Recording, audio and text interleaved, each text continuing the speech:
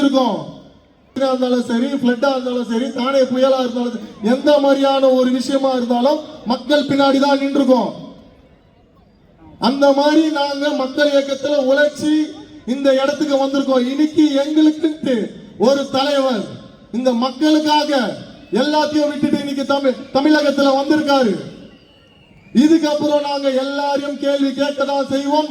மக்கள் பின்னாடி நாங்கள் ஃபுல்லா நிற்போம். மக்கள் மட்டும் இல்ல, இங்க இருக்க சிறுபான்மையாரா இருந்தாலும் சரி, வியாபாரிகளா இருந்தாலும் சரி, அது யாரா இருந்தாலும் சரி, அவங்க என்ன கோரிக்கை வச்சாலும் அதை எங்களால் நிறைவேற்ற முடியும் என்பதை இந்த நேரத்தில் தெல்ல தெளிவாக சொல்லிக் கொள்ளுங்க கடமைப்பட்டிருக்கு.